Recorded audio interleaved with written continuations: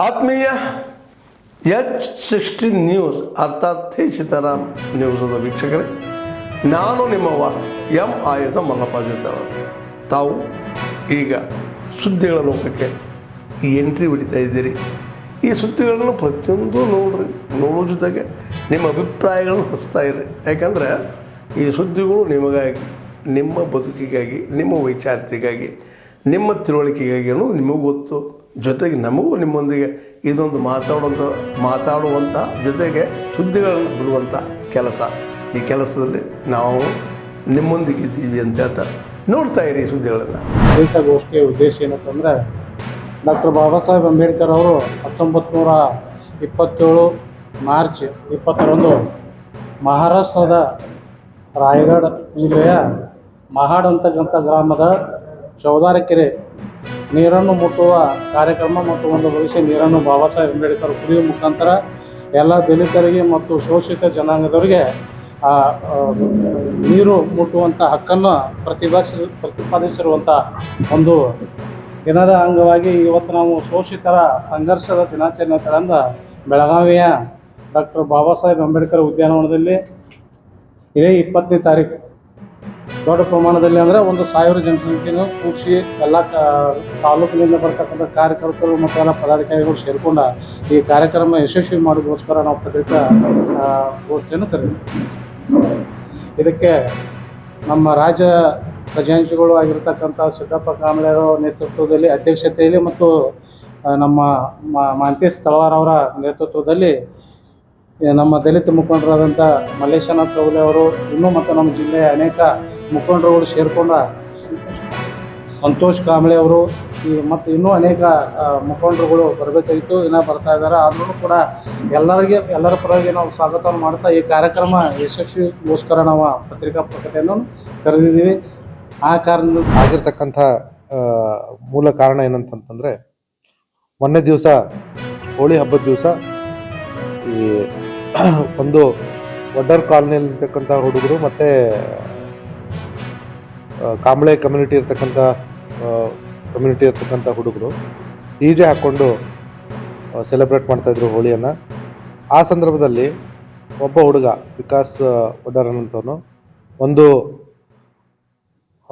WhatsApp status ಹಾಕಿದ್ದ. ಅದರಲ್ಲಿ ಮೈ colony ಅಂತ ಹೇಳಿ ಹೀಗೆ ಥಮ್ಸಪ್ ಕೊಟ್ಟು, ಇನ್ನೊಂದು ಭೀಮ್ ನಗರ ಅಂತ ಹೇಳ್ಬಿಟ್ಟು ಥಮ್ಸ್ ಡೌನ್ ಮಾಡಿರ್ತಕ್ಕಂಥದ್ದು ಒಂದು ಸ್ಟೇಟಸ್ ಹಾಕಿದ್ದ. ಈ ಬಗ್ಗೆ ಆ ಹುಡುಗರ ನಡುವೆ ಒಂದು ವಾಗ್ವಾದ ಆಗಿತ್ತು. ಇದರ ಮುಂದುವರೆದ ಭಾಗವಾಗಿ ನಿನ್ನೆ ದಿವಸ ಒಂದು ಚಿಕ್ಕ ಅಂಗಡಿಯಲ್ಲಿ ಪ್ರವೀಣ್ ವಡ್ಡರ್ ಅನ್ನೋಂಥ ಯುವಕ ಮತ್ತು ದಯಾನಂದ್ ಕಾಂಬ್ಳೆ ಅನ್ನೋಂಥ ಯುವಕರ ನಡುವೆ ಕೂಡ ಇದೇ ವಿಚಾರವಾಗಿ ಮತ್ತೆ ಗಲಾಟೆ ಆಗುತ್ತೆ. ಆ ಸಂದರ್ಭದಲ್ಲಿ ಈ ನಡುವೆ ಒಬ್ಬ ವ್ಯಕ್ತಿ ಅಜಿತ್ ಅನ್ನೋಂಥವನು ಹೋಗ್ಬಿಟ್ಟು, ಇಲ್ಲ ನಿಮ್ಮ ಮಗ ಈ ರೀತಿ ಹಾಕಿರೋದು ತಪ್ಪು, ಇದಕ್ಕೆ ಕ್ಷಮೆ ಯಾಚಿಸಿ ಅಂತ ಹೇಳ್ಬಿಟ್ಟು ಅವನು ಆ ಹುಡುಗನ ತಂದೆ ಕಡೆಯಿಂದ ಕ್ಷಮೆ ಕೂಡ ಯಾಚಿಸಿರ್ತಾರೆ.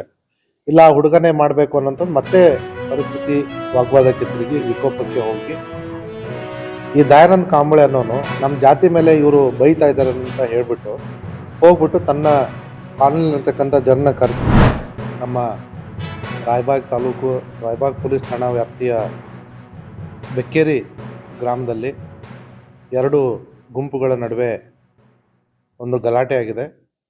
ಆ ವಿಚಾರದಲ್ಲಿ ನಮ್ಮ ರಾಯಬಾಗ್ ಪೊಲೀಸರು ಈಗಾಗಲೇ 2 ಪ್ರಕರಣ ದಾಖಲಿಸಿಕೊಂಡು 2 ಕಡೆಯಿಂದ ಒಂದೊಂದು ಪ್ರಕರಣ ದಾಖಲಾಗಿದೆ. 2 ಗುಂಪಿನ ಕಡೆಯಿಂದ ಒಂದು ಗುಂಪಿನವರು 18 ಜನರ ಮೇಲೆ 18 + 50 ಜನರ ಮೇಲೆ ಕಂಪ್ಲೇಂಟ್ ಕೊಟ್ಟಿದ್ದಾರೆ. 18 ಬೈ ನೇಮು, 50 ಇತರೆ ಜನರು ಅಂತ ಹೇಳಿ. ಮತ್ತು ಇನ್ನೊಂದು ಗುಂಪಿನವರು 31 ಜನರ ಮೇಲೆ ಕಂಪ್ಲೇಂಟ್ ಕೊಟ್ಟಿದ್ದಾರೆ ಬೈ ನೇಮು.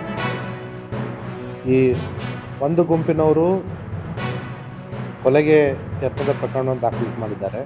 ಇನ್ನೊಂದು ಗುಂಪಿನವರು ಕೊಲೆಗೆ ಯತ್ನ ಮತ್ತು ಅಟ್ರಾಸಿಟಿ ಆ್ಯಕ್ಟ್ ಅಡಿಯಲ್ಲಿ ಕಂಪ್ಲೇಂಟನ್ನು ದಾಖಲೆ ಮಾಡಿದ್ದಾರೆ.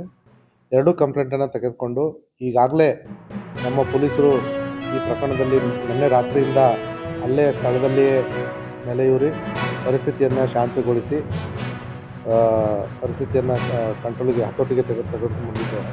ಸೊ ಹಾಗಾಗಿ ಈ ಪ್ರಕರಣದಲ್ಲಿ ಎರಡೂ ಕಡೆಯಿಂದ ಇಬ್ಬರಿಬ್ಬರು ಆರೋಪಿಗಳನ್ನ ನಾವು ಆಲ್ರೆಡಿ ನಮ್ಮ ಕಸ್ಟಡಿ ತೆಗೆದುಕೊಂಡು ವಿಚಾರಣೆ ಮಾಡ್ತಾ ಇದ್ದೀವಿ.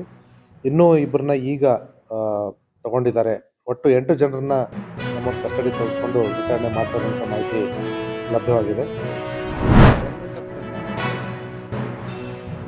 Guise of giving reservation in contracts to backward classes has given 4% reservation under 2D where you see where it is 100% for the religious audience, which has been challenged in Supreme Court.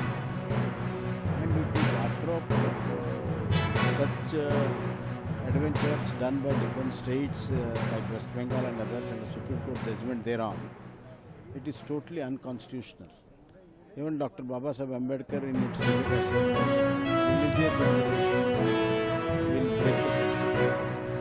This being the case, it is against the constitution, against the spirit of Dr. Baba Saheb Ambedkar, where Congress, for everything they bring out this Sanvidan.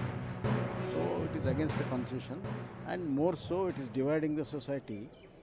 For the sake of vote bank, they are dividing the society, unconstitutional.